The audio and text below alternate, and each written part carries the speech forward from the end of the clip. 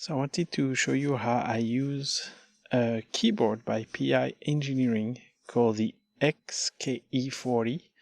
It's a programmable keyboard. I use it with Keyboard Maestro. It's kind of a simple keyboard. What I like is that it's about the size of my Mac keyboard. So I have mine just on top of my keyboard, and it gives me an extra 40 keys that I can dedicate to using. So here I'll show you what I have set up for Pro Tools. So this is like a mix session that I have. You'll see that on the left and on the right, top left, top right, I have the opening and closing of my tracks list and my clips list. It's pretty handy. I can open my track list or my clip list and close them here.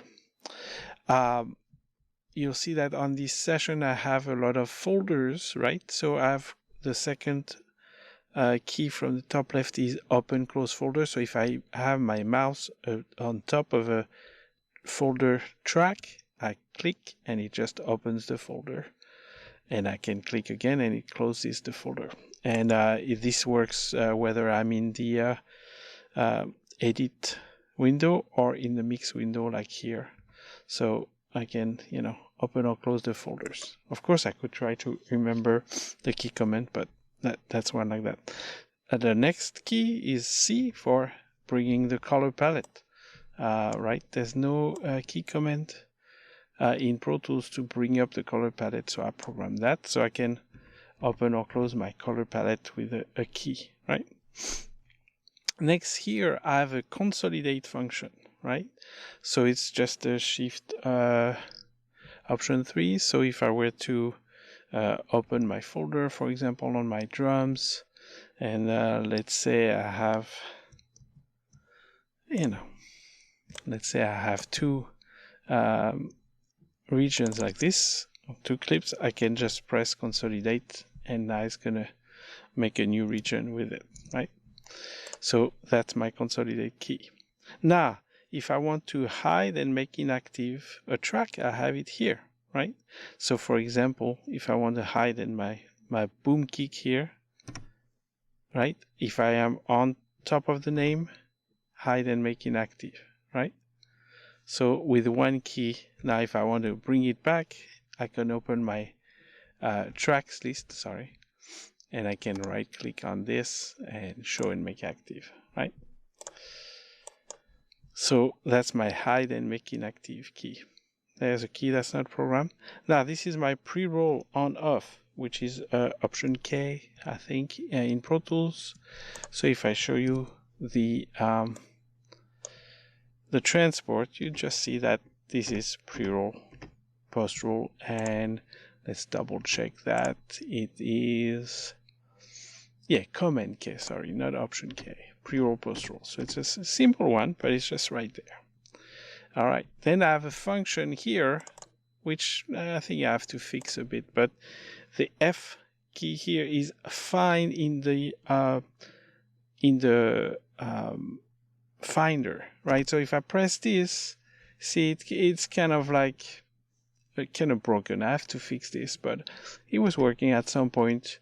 It was going to go look for that clip in my clips list and select the reveal clip in Finder. I have to fix that, but something that can be useful sometimes. S is solo, right? So of course I can solo my track. I can press Shift S. It's just a Shift S. So when I have a track selected, I can solo it. So if I'm looking at my mix window, I'm looking at my hi-hat, I can press solo here to solo it. It's pretty convenient because it's just above my keyboard, right? Now the other key commands here is for the plugins. So if I open a plugin, let me go open this plugin, for example. This is a clipper. It's just a key that closes the plugin, right? So that's kind of convenient. I also have a bypass button here, right? So you can see a little flash here. So when I'm playing a track, when I want to compare and I want to bypass a plugin, I can just sorry, I pressed the close here, right? I can just press the bypass here. So I don't really have to touch anything except this key, and I can compare, right? Right, so I can close this. Now, next to it, it says bypass A through E. So there's a key command in Pro Tools. I forget what it is. Let's take a look at this track here. My monitor track. I have like 5 plugins on it. On insert A through E. If I press bypass here, right? Sorry, I guess I have to hover on top of the plugin. It's just going to bypass those 5 plugins at the same time. So this is really useful. For example, if you're working on a vocal, right? If I open my folder with my lead vocal here, you see I have like 4 plugins here. I can bypass all those 4 plugins here with one key, right? So to really compare, this is pretty useful. Now I can, let me actually make this send inactive. I can also use the key next to it called mute sends, right? So my track is selected. I can mute and unmute my aux sends. So this is really useful. Once again, if I'm working with vocals here, I can turn on and off all my reverbs, delays, and modulation with one key to compare. How is it dry? How is it wet, right? Now here, this is kind of specific to my template. In my template, I have a VCA fader for the music and a VCA fader for the vocals. So I created a mute instrumental and mute vocal button that goes kind of, oh, see, I guess it's going to be broken somehow. Let me see. Mute instrumental. That doesn't want to work. All right. Mute vocal. Yeah. So I broke something in my names here. I don't know why it's not working. But basically, it was kind of scrolling to that track normally and pressing the mute button. But I guess I broke my macro somehow. But the idea here is that I can kind of, if I fix my macro, I can have one button that mutes my VCA for the music and one button that mutes my VCA for the vocals, so I can compare. Here I have an audio suite reverse button. Let's see if it works. So let's say I select something here. Might not work. I don't use it a lot, but I select something here. I press audio suite reverse. And there you go. It opens the audio suite, right? I don't know if you could see that. I'll do it again. I made a selection. This is a kick drum. I want to reverse it. Audio suite reversed. It selects, renders, and closes the audio suite plugin. You know, could be pretty useful. You can kind of give you an idea. The button next to it is eject. This is for one of my hard drives that I take to work, right? And I have a dock here. So I program a little thing. So when I want to eject it, I just press that button. It ejects the drive before I take it, right? Delete unused. This is delete unused in the session, right? So if I look at the session, when you want to clean up a session in Pro Tools, you go select unused, right? And then you're going to go clear, right? So this does both.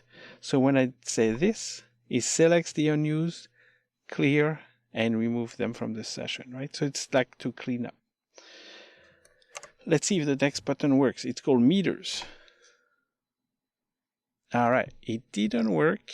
I'm not sure. Oh, because it couldn't see. So a lot of those macros, you'll notice that on top of my monitor fader here, I have a meter here, right? So if I play the music, right, we see the meters, right? Now I can close that. This goes to look for the master bus and click on my meter to open it, right? So with one button, it's like I want to see my meters, right? I can do that. Of course, you could do that with a window configuration. That might be a bit smarter, right? To create a window configuration and then recall a window configuration. But this one kind of works for me. I don't use it a lot. All right, we're back to our clips list on the right and track list on the left.